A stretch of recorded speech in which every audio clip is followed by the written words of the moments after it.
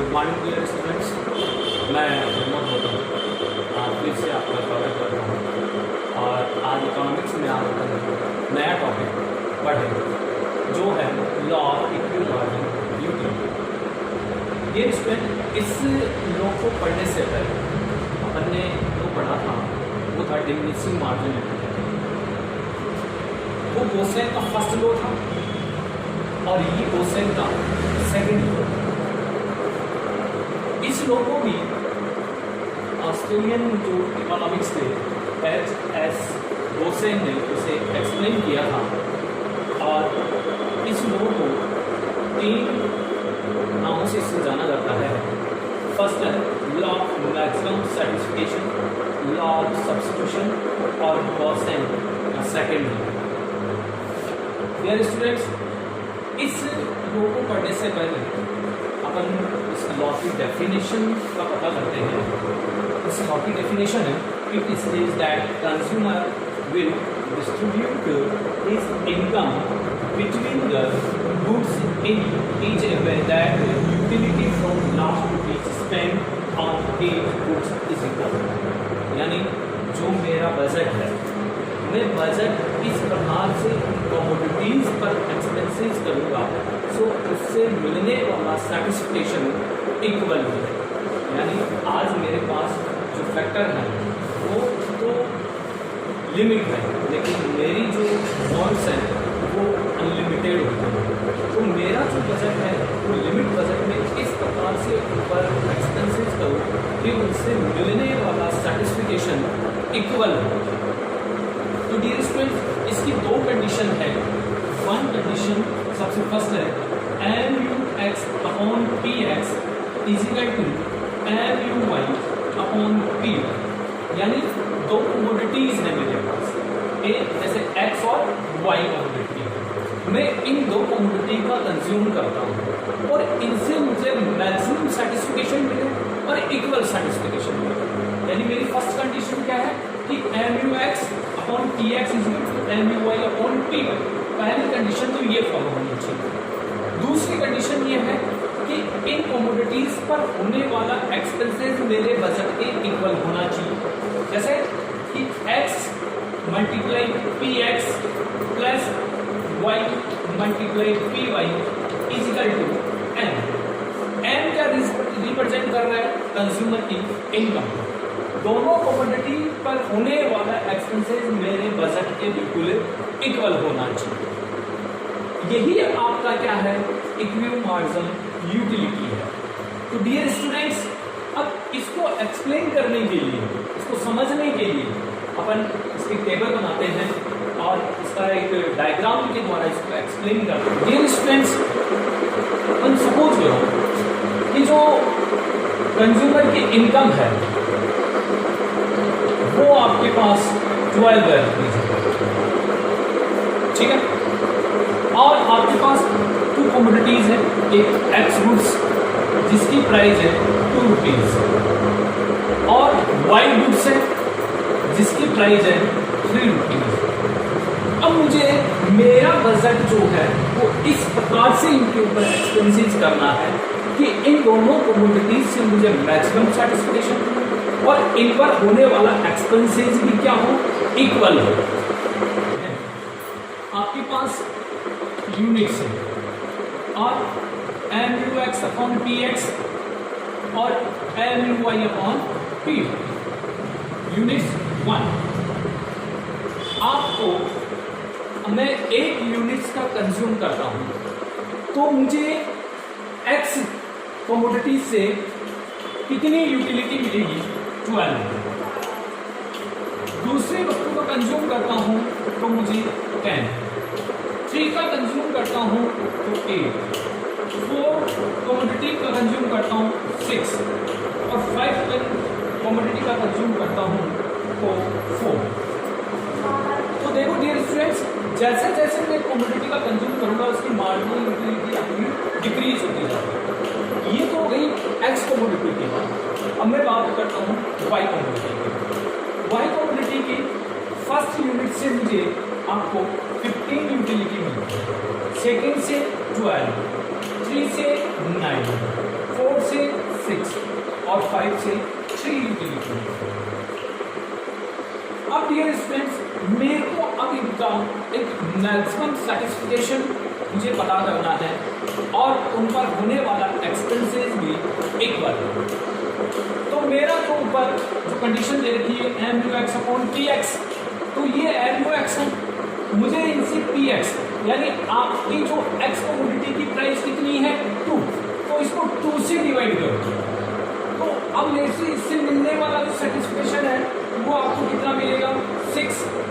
इसको 2 से 10 को 2 से डिवाइड करो सेकंड को, तो इससे 5, फिर इसको 2 से 8 को 2 से डिवाइड करो तो 4, और 6 को 2 से डिवाइड करो तो 3, और 4 को 2 से डिवाइड करो तो 2। तो इस प्रकार से अपन को जो M U X upon P X है वो यूनिट्स मुझे प्राप्त हो चुकी है। अब मैं वाई की बात करता हूँ, तो वाई कमोडिटी की प्राइस कितनी है 3, तो आपका 3, इसको 15 को 3 से डिवाइड करो तो कितना जाएगा 5, 12 को 3 से डिवाइड करो तो 4, 9 को 3 से डिवाइड करो तो 3, और 6 को 3 से डिवाइड करो तो 2, और 3 को 3 से डिवाइड करोगे तो 1। अब डियर स्टूडेंट्स मेरे को फर्स्ट कंडीशन इसमें फॉलो करनी है। तो मेरी फर्स्ट कंडीशन क्या है M U X upon P X is equal to M U Y upon P Y. तो मुझे अब दोनों कमोडिटी से मैक्सिमम सेटिस्फिकेशन मिले और इक्वल मिले। तो कैसे, जैसे सपोज करो कि मेरे पास वाई कमोडिटी से मुझे 5 मुझे सेटिस्फिकेशन मिल रहा है, मार्जिन यूटिलिटी 5 है, और इसकी भी वाई की भी 5 है। तो ये देखो 5 is equal to 5, M U X कितना है 5 और एम यू वाई भी कितना है 5। अब अपन पी एक्स और पी वाई इन पर होने वाला एक्सपेंसेस भी इक्वल है। तो मैं कितनी एक्स की कमोडिटी में परचेज कर रहा हूँ जिससे मुझे 5 यूटिलिटी मुझे प्राप्त हो रही है। तो मैं एक्स की 2 कमोडिटी का कंज्यूम करता हूँ, तो 2 मल्टीप्लाई 2 तो कितना हो गया 4। ये तो हो गया आपका M U X upon P X. अब मैं बात करता हूँ वाई के लिए, वाई 5, मुझे 5 अगर सेटिस्फिकेशन मिल रहा है तो वाई के लिए मैं कितनी यूनिट्स का कंज्यूम कर रहा हूँ 1, और इसकी प्राइस कितनी है 3, तो 1 मल्टीप्लाई 3 कितना हो गया 3। तो ये तो आपका एक्सपेंसेस कितना हो गया 4 + 3 7 हुआ, लेकिन मेरा बजट तो कितना था 12, तो वो पूरा इक्वल होना चाहिए, यानी मेरी जो कंडीशन है वो फॉलो नहीं हो रही है, ये इक्वल नहीं है। फिर मैं सेकंड में आता हूँ, जैसे ये 4 है और ये भी 4, दोनों इक्वल है, तो 4 एम यू एक्स भी 4 है और एम यू वाई भी 4 है। अब देखो इन पर होने वाला एक्सपेंसेस भी इक्वल होता है, यानी मेरे बजट भी इक्वल हो जाना चाहिए।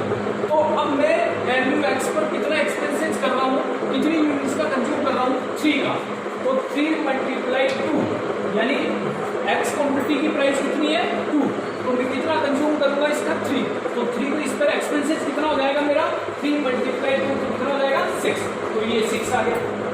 अब मैं बात कर रहा हूँ एम यू वाई की, तो एम यू वाई के लिए मैं कितनी कमोडिटी का जैसे मेरे को सेटिस्फिकेशन मिल रहा है कितना 4, और इस पर मैं कितना एक्सपेंसेस करूंगा जिससे मुझे 4 यूटिलिटी मिलेगी, तो मैं वाई के लिए मैं 2 कमोडिटी का कंज्यूम कर रहा हूँ और वाई की प्राइस है 3, तो ये हो गया 6। तो ये देखो आपकी कंडीशन 4 हो गई, 4/6 इज इक्वल टू 4/6, यानी मेरी पहली जो कंडीशन है वो फॉलो हो रही है। तो यही आपका क्या है इक्विलिब्रियम मार्जिनल यूटिलिटी।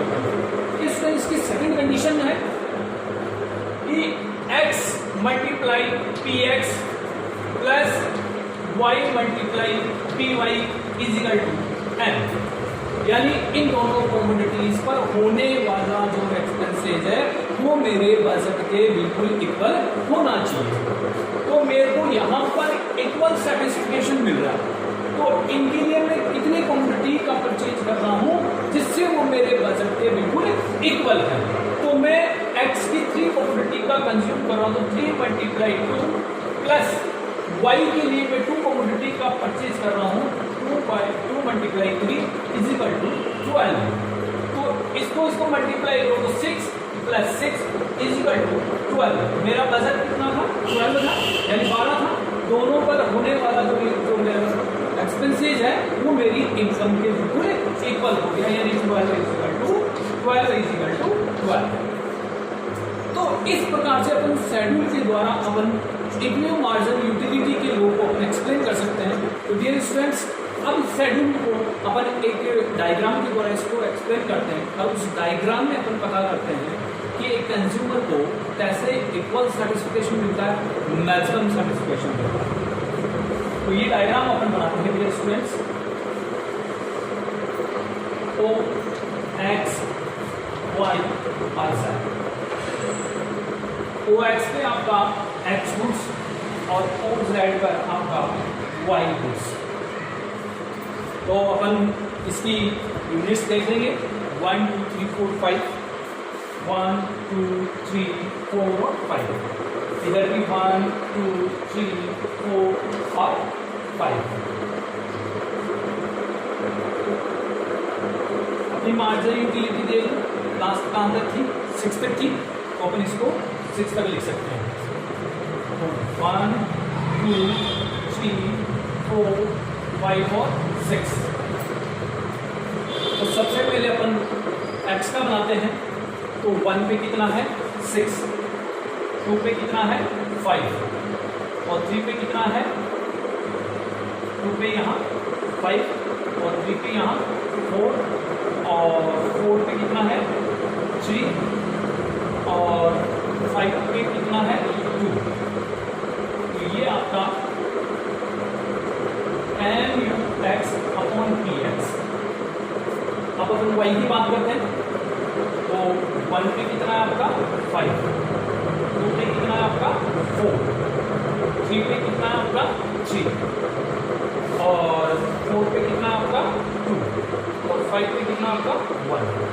तो ये हो गया आपका MUY अपॉन PY। अब ये स्टूडेंट देखते हैं अपन दोनों से इक्वल सेटिस्फिकेशन मिले। तो ये तो हो गया आपका 3 और ये हो गया आपका 2, यानी ये आपकी 3 कमोडिटी होगी और ये आपकी 2 कमोडिटी होगी और इनसे मिलने वाला जो मार्जिनल यूटिलिटी वो दोनों इक्वल है।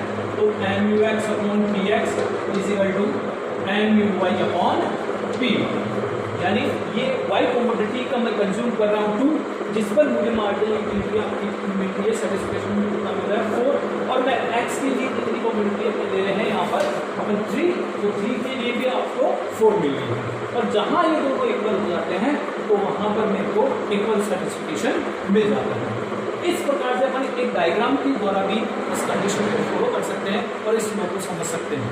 तो डियर स्टूडेंट, बहुत ही इजी लॉ है और बहुत ही आसानी से आपको समझ में आया होगा।